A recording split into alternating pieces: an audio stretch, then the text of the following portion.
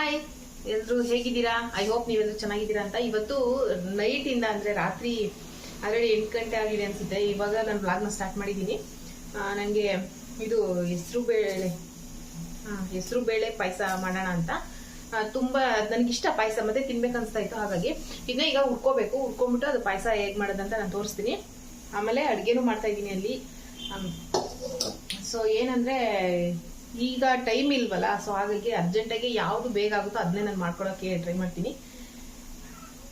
ಹಾಗಾಗಿ ಇಲ್ಲಿ ಟೊಮೊಟೊ ಬೇಯಿಸ್ತಾ ಇದ್ದೀನಿ. ಏನೋ ಮೊಸರು ಸಾಂಬಾರು ಬೇಗ ಆಗುತ್ತೆ, ಮಜ್ಜಿಗೆ ಸಾಂಬಾರು ತರ ಮಾಡ್ತಾರಲ್ಲ, ಅದು ತುಂಬಾ ಬೇಗ ಆಗುತ್ತೆ. ಹಾಗಾಗಿ ಟೊಮೊಟೊ ಸ್ವಲ್ಪ ಒಂದೆರಡು ಐಟಮ್ ಇದ್ರೆ ಸಾಕದು, ಬೇಗ ಹೋಗ್ಬಿಡುತ್ತೆ. ಅದ್ರ ಜೊತೆಗೆ ಪಾಯಸ ಮಾಡ್ತೀನಿ. ಬೆಲ್ಲ ಹಾಕ್ಬಿಟ್ಟು ತುಂಬಾ ಚೆನ್ನಾಗಿರುತ್ತೆ ಇದು ಅಂತ ಹೇಳ್ಬಿಟ್ಟು ನೋಡಿ ವ್ಲಾಗ್ನ. ಓಕೆನಾ? ಈ ವ್ಲಾಗ್ ನೋಡಿ ನಿಮ್ಗೆ ಹೇಗೆ ಅನ್ಸ್ತು ಅಂತ ಹೇಳಿ. ಟೊಮೊಟೊ ಬೇಯಿಸ್ತಾ ಇದ್ದೀನಿ, ಅದು ಸಾಂಬಾರು ಮೊಸರು ಸಾಂಬಾರು ಮಾಡೋದಿಕ್ಕೆ. ಇಲ್ಲಿ ಹಾಲು ಕೂಡ ಬಿಸಿ ಆಗ್ತಾ ಇದೆ, ಹಾಲು ಬಿಸಿ ಆಗ್ತಾ ಇದೆ. ಅಂದ್ರೆ ಎಪ್ಪಾಕ್ಬಿಟ್ಟು ಅದಕ್ಕೆ ಇದು ಮೊಸರು ತಗೊಂಡ್ ಬಂದಿದೆ. ಎಪ್ಪಾಕ್ಬಿಟ್ಟು ಬೆಳಗ್ಗೆ ಇದು ಮೊಸರಾಗುತ್ತೆ ಅಂತ ಹೇಳ್ಬಿಟ್ಟು. ಇದು ನನ್ನ ಫೇವ್ರೇಟ್ ಬಿಕೆ ಹಣ್ಣು, ಸಖತ್ ಇಷ್ಟ ನನಗಿದು. ಉಪ್ಪು ಖಾರ ಹಾಕೊಂಡು ತಿನ್ಬೇಕು. ಹಣ್ಣಾಗ್ಬೇಕು ಅದಿನ್ನು. ಇದು ಸಾಕು, ಬೆಂದಿದೆ, ಹಾಕೊಂಡ್ಬಿಡ್ತೀನಿ. ಹಾಗೆ ಬೆಳಗ್ಗೆ ಏನು ಹೆಸರು ಕಾಳು ಸಾಂಬಾರು ಮಾಡೋಣ ಅಂತ ಹೇಳ್ಬಿಟ್ಟು ನೆನೆಸಿಟ್ಟಿದ್ದೀನಿ. ಇದು ಮೊಳಕೆ ಬಂದರೆ ಚೆನ್ನಾಗಿರುತ್ತೆ ಸಾರು. ಮೊಳಕೆ ಬರಬೇಕು, ಕಾಳೆಲ್ಲ ಫುಲ್ಲು ಮೊಳಕೆ ಬಂದರೆ, ಮೊಳಕೆ ಬರ್ಸ್ಬಿಟ್ಟು ಮಾಡೋಣ ಅಂತ ನೆನಿಬೇಕದು ಚೆನ್ನಾಗಿ. ಇವಾಗ ಸಾಂಬಾರು ಮಾಡೋದು ತೋರಿಸ್ತೀನಿ ಬನ್ನಿ ರೆಸಿಪಿ. ಇವಾಗ ಇದನ್ನು ಹುರ್ಕೋಬೇಕು ಫಸ್ಟು. ಸ್ವಲ್ಪ ಒಂದು 5 ನಿಮಿಷ ಲೋ ಫ್ಲೇಮಲ್ಲಿ ಹುರ್ಕೊಂಡ್ರೆ ಸಾಕು.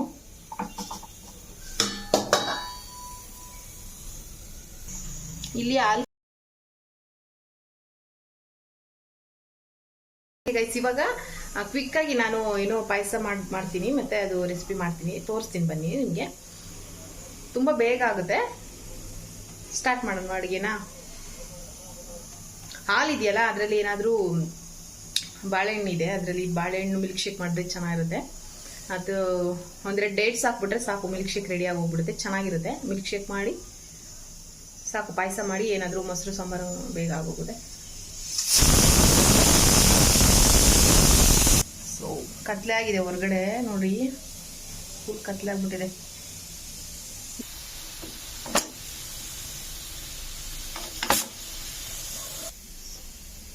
ಮೊಸರಿದ್ರೆ ನಾವು ಮಜ್ಜಿಗೆ ಸಾಂಬಾರು ಅಂತ ಮಾಡ್ತಾರೆ, ಅದು ಕೂಡ ಸಖತ್ತಾಗಿರುತ್ತೆ. ನಾನು ನೆಕ್ಸ್ಟ್ ಯಾವಾಗಾದರೂ ಮಾಡಿ ರೆಸಿಪಿ ತೋರಿಸ್ತೀನಿ ಅದನ್ನು. ನೋಡಿ, ಇಲ್ಲಿ ಮಾತಾಡ್ತಾ ಇದ್ನ ಸ್ವಲ್ಪ ಸೀದೋಗ್ಬಿಟ್ಟು ಹೆಸರು ಬೇಳೆ ಉದ್ಬಿಟ್ಟು ಪಾಯಸ ಮಾಡೋಣ. ಮತ್ತೆ ಹೆಸರು ಬೇಳೆ ಹಿಂಗಿದ್ರು ಒಳ್ಳೇದಲ್ವಾ, ಅದು ಶಾವಿಗೆಗಿಂತ ಇದು ಚೆನ್ನಾಗಿರುತ್ತೆ ಪಾಯಸ. ಚೂರು ಕಲರ್ ಚೇಂಜ್ ಆಗೋ ತನಕ ಹುರ್ಕೊಂಡ್ರೆ ಸಾಕು.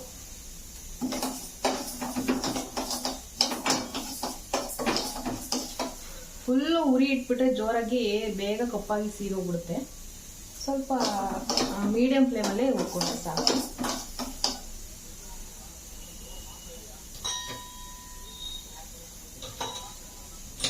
ತುಂಬಾ ಬೇಗ ಆಗ್ಬಿಡುತ್ತೆ, ಏನಿಲ್ಲ, ಹುರ್ಬಿಟ್ಟು ತೊಳೆದು ಕುಕ್ಕರಲ್ಲಿ ಬೇಯಿಸಿ ಮತ್ತೆ ಬೆಲ್ಲದ ಪಾಕ ಹಾಕಿ, ಬೇಕಂದ್ರೆ ದ್ರಾಕ್ಷಿ ಗೋಡಂಬಿ ಮತ್ತೆ ಕಾಯಿ ಮಿಕ್ಸಿ ಮಾಡಿ ಹಾಕೊಂಡ್ರೆ ಅಷ್ಟೇ ಆಗುತ್ತೆ ಪಾಯಸ ಬೇಗ. ಇದು ಟೊಮೊಟೊ ಬೆಂದಿದೆ, ಇದನ್ನ ಮಿಕ್ಸಿ ಮಾಡಿಕೊಂಡು ಏನೋ ಮಜ್ಜಿಗೆ ಮೊಸರು ಸಾಂಬಾರು ಮಾಡ್ಕೊಂಡ್ಬಿಡ್ತೀವಿ ಬೇಗ. ನೋಡಿ ಹೊರಗಡೆ ಎಷ್ಟು ಕತ್ಲಿದೆ, ಫುಲ್ ಆಲ್ರೆಡಿ ಲೇಟ್ ಆಗಿದೆ. ಹಾಗಾಗಿ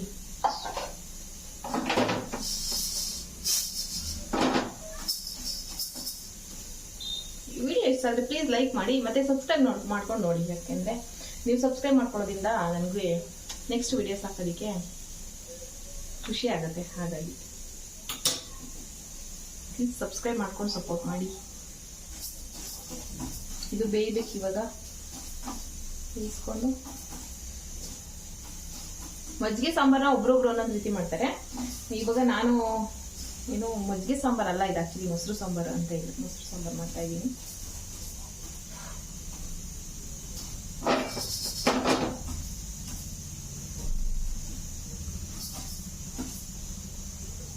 ಅದು ತೋರಿಸ್ತೀನಿ ಬನ್ನಿ ರೆಸಿಪಿ. ಓಕೆನಾ?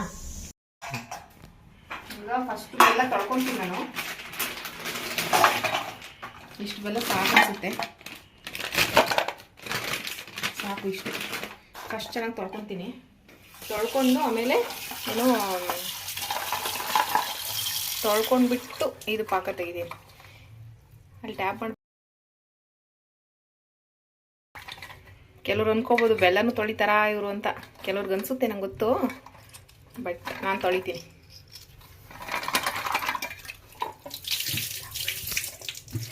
ಇವಾಗ ಇದಕ್ಕೆ ಸ್ವಲ್ಪ ನೀರು ಹಾಕ್ಬಿಟ್ಟು, ಯಾಕಂದರೆ ನಾನು ಜಾಸ್ತಿ ಏನು ಹೆಸರು ಬೇಳೆ ತೊಗೊಂಡಿಲ್ವಲ್ಲ, ಇದನ್ನ ಆಲ್ರೆಡಿ ಅವಾಗಲೇ ಉಟ್ಕೊಂಡೆ ನಾನು ಸ್ವಲ್ಪ.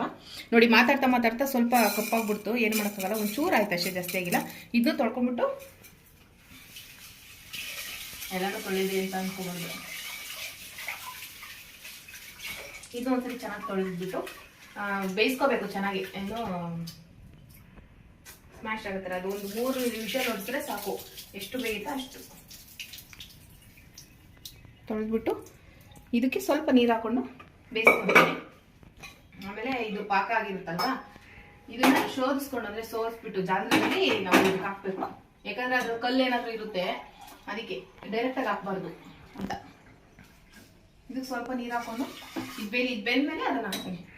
ಆಮೇಲೆ ಬೇಕಂದ್ರೆ ದ್ರಾಕ್ಷಿ ಗೋಡಂಬಿ ಹುರಿದ್ಬಿಟ್ಟು ಹಾಕೊಳ್ಳಿ, ಚೆನ್ನಾಗಿರುತ್ತೆ. ಸಾಕು 2 ಲೋಟ ಇದಕ್ಕೆ. ಗ್ಯಾಸ್ ಕ್ಲೋಸ್ ಮಾಡ್ತೀನಿ.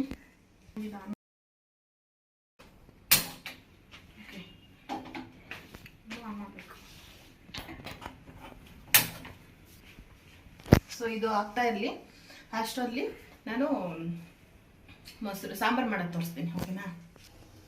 ಇವಾಗ ಏನಂದರೆ ಟೊಮೊಟೊ ಬೇಯಿಸಿದ್ನಲ್ವ ಅವಾಗಲೇ, ಟೊಮೊಟೊ ಹಾಕ್ಕೊಳ್ತೀನಿ. ಸಿಪ್ಪೆ ಬೇಕಾದ್ರೆ ತೆಗ್ದು ಹಾಕ್ಕೊಳ್ಳಿ, ಇಲ್ಲಾಂದರೆ ಓಕೆ. ಮೆಣಸಿನ್ಕಾಯಿ ಖಾರಕ್ಕೆ ಎಷ್ಟು ಬೇಕು ಅಷ್ಟು ನೋಡಿ. ಮತ್ತು ಸ್ವಲ್ಪ ಬೆಳ್ಳುಳ್ಳಿ ಹಾಕ್ಕೊಳ್ತೀನಿ. ಮತ್ತು ಒಂದು ಸ್ವಲ್ಪ ಜೀರಿಗೆ ಇಷ್ಟು ರುಬ್ಕೊಂಬಿಟ್ಟು ಬರ್ತೀನಿ ನಾನು. ಸ್ವಲ್ಪ ನೀರು ಹಾಕ್ಕೊಂಡು ಸಾಕು.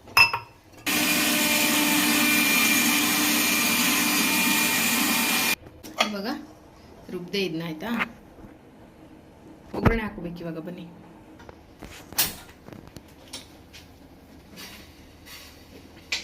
ಸ್ವಲ್ಪ ಒಗ್ಗರಣೆ ಹಾಕೊಂಡ್ತೀನಿ ಇದನ್ನ.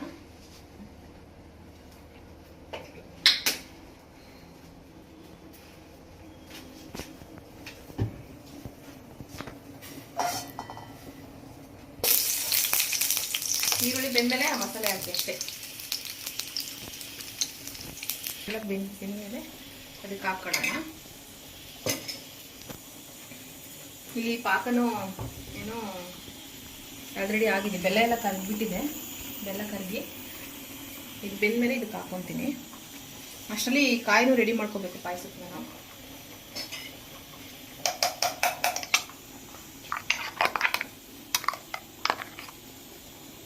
ಟೊಮೊಟೊ ಚೆನ್ನಾಗಿ ಹಣ್ಣಾಗಿರ್ಬೇಕು, ಆವಾಗಲೇ ಇದು ಚೆನ್ನಾಗಾಗುತ್ತೆ.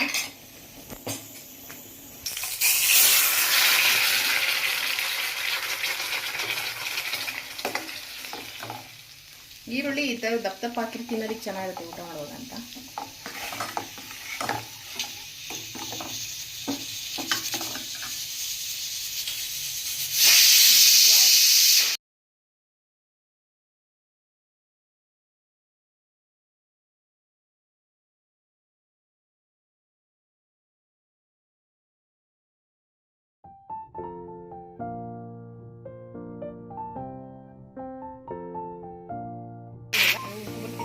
ಜಾಸ್ತಿ ಅನಿಸುತ್ತೆ.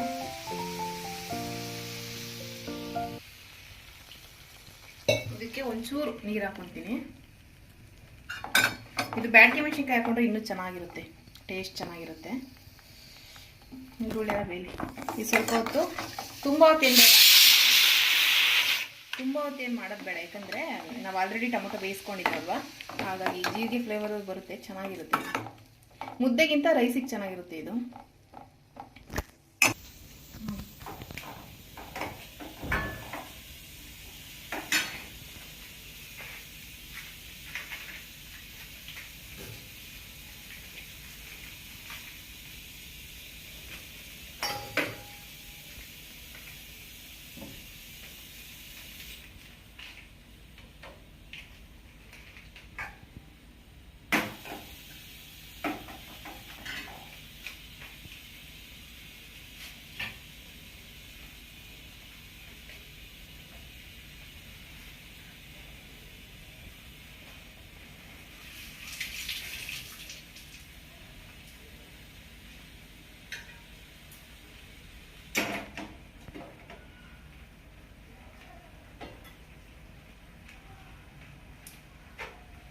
ಆಯಿತು. ಇವಾಗ ಇಲ್ಲಿ ಸ್ವಲ್ಪ ಕಲ್ಲು ಥರದ ಡಸ್ಟ್ ಏನಾದ್ರು ಇರುತ್ತೆ ಅಂತ ಹೇಳ್ಬಿಟ್ಟು ಅದು ತಣ್ಣ ಆಗಲಿ ಅಷ್ಟರಲ್ಲಿ ಇದು ಕೂಡ ವಿಷಲ್ ಔಟ್ ಆಗಿರುತ್ತಲ್ವ. ಇದನ್ನ ಆಫ್ ಮಾಡ್ಕೊಳ್ತೀನಿ ಸಾಕು. ಇದು ಒಗ್ಗರಣೆ ಹಾಕೋದ್ವಲ್ವಾ, ಇದು ಇನ್ನು ತಣ್ಣಗಾದ್ಮೇಲೆ ಬಿಸಿ ಆದಮೇಲೆ ಆಫ್ ಮಾಡಿ ಮೊಸರು ಹಾಕಿದ್ರೆ ಆಯಿತು ಅಷ್ಟೇ. ತೆಂಗಿನಕಾಯಿ ರುಬ್ಬಬೇಕು, ಅದು ಬೇರೆ ಒಂದು ಇದಕ್ಕೆ ಹಾಕೋಕ್ಕೆ. ತೆಂಗಿನಕಾಯಿ ಏನಂದರೆ ಅದು ಪಾಯಸಕ್ಕೆ ಸ್ವಲ್ಪ ತೆಂಗಿನಕಾಯಿ ತುರಿದ್ಬಿಟ್ಟು ಹಾಕೋಬೇಕಿತ್ತು, ಬಟ್ ನಂಗೆ ಟೈಮ್ ಇಲ್ಲ, ಹಾಗಾಗಿ ಚಿಕ್ಕ ಚಿಕ್ಕದಾಗಿ ಹಚ್ಕೊಂಡು ಹಾಕೊಂಡಿದ್ದೀನಿ. ಹಾಕೊಂಬರ್ತೀನಿ. ತೆಂಗಿನಕಾಯಿನ ಚಿಕ್ಕ ಚಿಕ್ಕದಾಗಿ ಕಟ್ ಮಾಡಿ ಹಾಕೊಂಡಿದ್ದೀನಿ. ತುರಿದ್ಬಿಟ್ಟು ಹಾಕೊಂಡು ಮಿಕ್ಸಿಗೆ ಚೆನ್ನಾಗಿರುತ್ತೆ. ಹೆಂಗಿದ್ರು ಮಿಕ್ಸಿಗೆ ಹಾಕ್ಕೊಡ್ತೀನಲ್ವ, ಹಾಗಾಗಿ ಏನು ಪ್ರಾಬ್ಲಮ್ ಇಲ್ಲ. ಟೈಮ್ ಇಲ್ಲ, ಹಾಗಾಗಿ ಸ್ವಲ್ಪ ನೀರು ಹಾಕ್ಕೊಂಡು ಮಿಕ್ಸಿ ಮಾಡ್ಕೊಂಬರ್ತೀನಿ.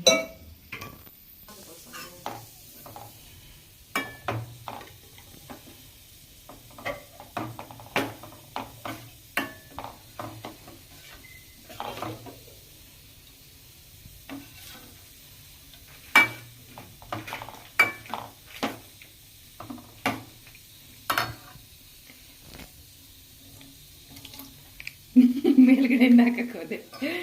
ಸ್ವಲ್ಪ ಏನು ತಣ್ಣಗಾದ್ಮೇಲೆ ಮೊಸರು ಹಾಕೊಳ್ತೀನಿ.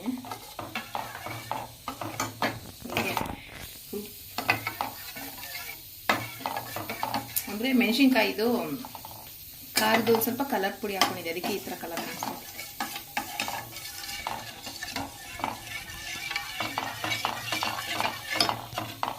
ಇದು ಮಿಕ್ಸಿಗೆ ಹಾಕಿದ್ರೆ ಈ ಥರ ಏನೋ ಗುಂಡು ಗುಂಡು ಕಾಣಿಸ್ತೈತಲ್ಲ ಮೊಸರು, ಆ ಥರ ಕಾಣಿಸ್ತಿರ್ಲಿಲ್ಲ. ನಾನು ಮಿಕ್ಸಿಗೆ ಹಾಕಿಲ್ಲ ಹಾಗಾಗಿ.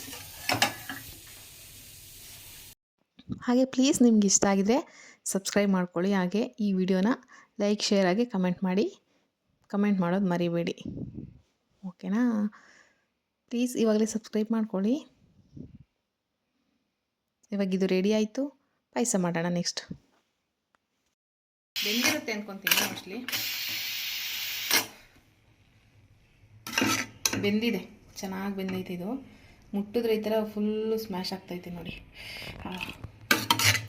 ಸಾಕು, ಇಷ್ಟು ಬೆಂದೈತಲ್ವಾ, ಅದಕ್ಕೆ ಚೆನ್ನಾಗಿರುತ್ತೆ ಇದು ಪಾಯಸ. ಇವಾಗ ಇದಕ್ಕೇನು ನೋಡಿ ಪಾಕ ಆಗಿದೆ. ಕೆಳಗಡೆ ಏನಾದರೂ ಇರುತ್ತೆ ಡಸ್ಟ್ ಅಂದ್ಬಿಟ್ಟು ಇವಾಗ ಇದಕ್ಕೆ ಹಾಕ್ತೀನಿ. ಇದಕ್ಕೆ ಹಾಕೋಣ ಬನ್ನಿ. ಸ್ವೀಟಿಗೆ ಎಷ್ಟು ಬೇಕೋ ಅಷ್ಟು ಹಾಕೊಂಡ್ರೆ ಸಾಕಪ್ಪ, ಅಷ್ಟೇ. ನಿಮ್ಗೇನಾದ್ರು ಫುಲ್ ಬೆಂದಿಲ್ಲ ಅಂತಂದರೆ, ನಿಮಗೆ ಸ್ವಲ್ಪ ಏನಾದರೂ ಫುಲ್ ಬೆಂದಿಲ್ಲ ಅಂದರೆ ಇದರಲ್ಲಿ ಸ್ವಲ್ಪ ಈ ಥರ ಮಾಡಿಕೊಂಡ್ರೆ ಏನೋ ನೋಡಿ ಚೆನ್ನಾಗಿ ಇವಾಗ ಸ್ಮ್ಯಾಶ್ ಆಗಿದೆ, ಕರೆಕ್ಟಾಗಿ ಆಗಿದೆ. ಇವಾಗ ಇದಕ್ಕೆ ಬೆಲ್ಲದ ಪಾಕ ಹಾಕ್ಕೊತೀನಿ ಬನ್ನಿ. ಬೆಲ್ಲದ ಪಾಕ ನಾನು ಸೋಸ್ಬಿಟ್ಟು ಇಟ್ಕೊಂಡಿದ್ದೆ, ಹಾಗಾಗಿ ಇದನ್ನ ಹಾಕ್ಕೊತೀನಿ. ಸ್ವೀಟಿಗೆ ಎಷ್ಟು ಬೇಕು ಅಷ್ಟು ನೋಡಿ ಹಾಕ್ಕೊಳ್ಳಿ. ಇದು ಗಟ್ಟಿ ಇರಬಾರ್ದು ಪಾಯಸ, ಈ ಥರ ತೆಳ್ಳಗಿದ್ರೇ ಚೆನ್ನಾಗಿರುತ್ತೆ. ಆಮೇಲೆ ಅವಾಗಲೇ ಕಾಯಿ ರುಬ್ಬಿಟ್ಟಿದ್ನಲ್ವಾ, ಕಾಯಿ ಇದನ್ನು ಸ್ವಲ್ಪ ಇದಕ್ಕೆ ಸೇರಿಸ್ಕೊತೀನಿ.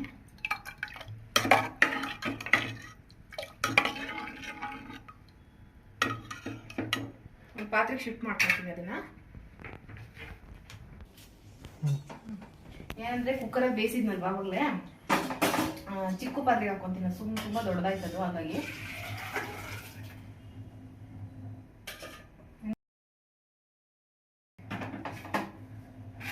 ಇದು ಸ್ವಲ್ಪ ಬೆಲ್ಲದ ಪಾಕ ಹಾಕ್ತೀನಿ.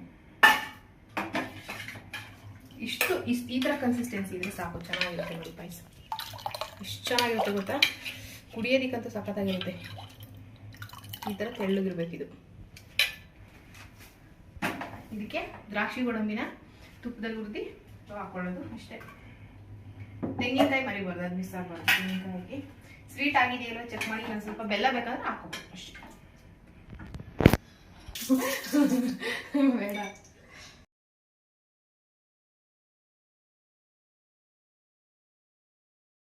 ದ್ರಾಕ್ಷಿ ಗೋಡಂಬಿ ಅದಕ್ಕೆ ಹಾಕೋಣ ಅಂತ ದ್ರಾಕ್ಷಿನ ತೊಳಿತಾ ಇದ್ದೀನಿ.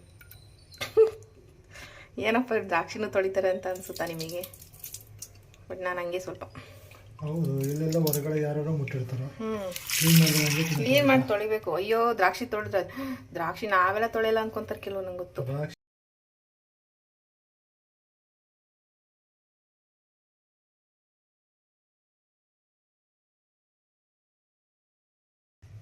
ಸ್ವಲ್ಪ ಗೋಡಂಬಿನೂ ಹಾಕ್ಕೊಳ್ಳೋಣ.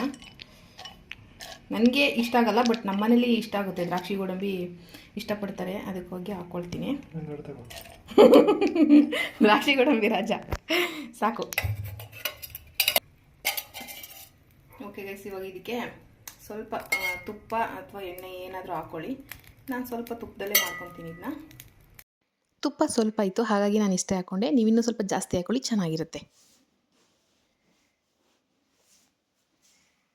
ತೊಳೆದ್ಬಿಟ್ಟಿದ್ದೀನಿ 2 ದ್ರಾಕ್ಷಿ ಗೋಡಂಬಿನೂ. ತೊಳೆದ್ರೆ ಮೆತ್ತಗಾಗುತ್ತೆ ಅಂತ ನಿಮ್ಗೆ ಅನಿಸ್ಬೋದು, ಬಟ್ ರೋಸ್ಟ್ ಮಾಡ್ತೀವಲ್ವ, ಏನಾಗಲ್ಲ.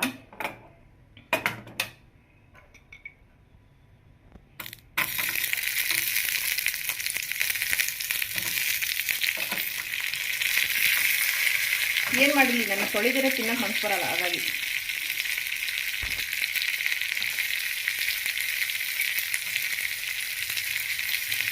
ಮತ್ತು ನಮ್ಮಲ್ಲಿ ದ್ರಾಕ್ಷಿ ಗೋಡಂಬಿ ತುಂಬ ಇಷ್ಟ, ಹಾಗಾಗಿ ನಾನು ಹಾಕ್ತೀನಿ. ನನಗೇನು ಬೇಕಾಗಲ್ಲ, ಬೇಕನ್ಸಲ್ಲ ಇದಕ್ಕೆ, ಎಸ್ಪೆಷಲಿ ಈ ಪಾಯಸಕ್ಕೆ. ಕೆಳಗಡೆ ಬಿದ್ದಿರೋದು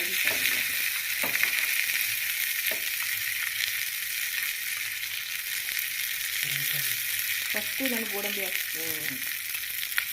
ರೋಸ್ಟ್ ಆದಮೇಲೆ ಇದು ದ್ರಾಕ್ಷಿ ಎಲ್ಲ ಸ್ವಲ್ಪ ದಪ್ಪ ಆಗುತ್ತೆ, ಆವಾಗ ಹಾಕೋಣ.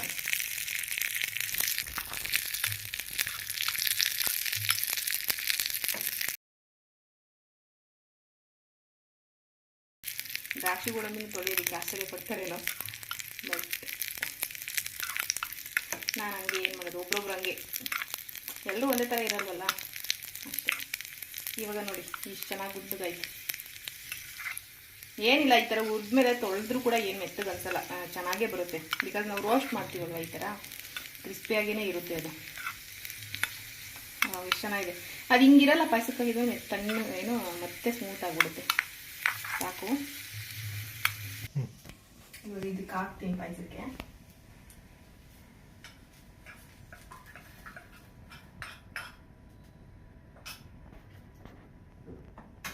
ಪಾಯಸ ರೆಡಿ ಆಯಿತು ನೋಡಿ. ಇಷ್ಟೆಲ್ಲ ಅಡುಗೆ ಮಾಡೋ ಅಷ್ಟರಲ್ಲಿ ಕಿಚನ್ ಸ್ವಲ್ಪ ಮೆಸ್ಸಿ ಆಯಿತು.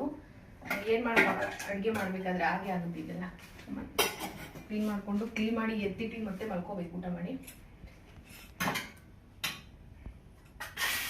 ಪಾಯಸ ಬಂದಿದೆ ನೋಡಿ, ಈ ಥರ ತೆಳ್ಳಗಿದ್ರೆ ನಿಜವಾಗ್ಲೂ ಚೆನ್ನಾಗಿರುತ್ತೆ.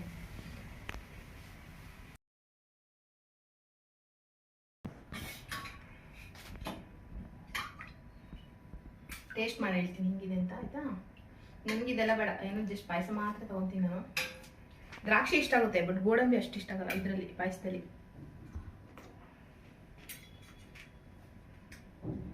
ಚೆನ್ನಾಗಿದೆ, ಕರೆಕ್ಟಾಗಿದೆ.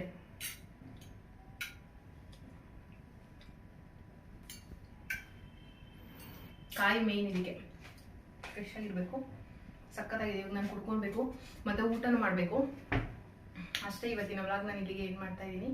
ಪ್ಲೀಸ್ ಇಷ್ಟ ಆಗಿದೆ ಒಂದು ಲೈಕ್ ಹಾಗೆ ಸಬ್ಸ್ಕ್ರೈಬ್ ಮಾಡಿದೆ. ಯಾರಾದರೂ ನೋಡ್ತಾ ಇದ್ದರೆ ನನ್ನ ಚಾನಲ್ಗೆ ಸಬ್ಸ್ಕ್ರೈಬ್ ಮಾಡ್ಕೊಂಡು ಕೂಡ ನೋಡಿ.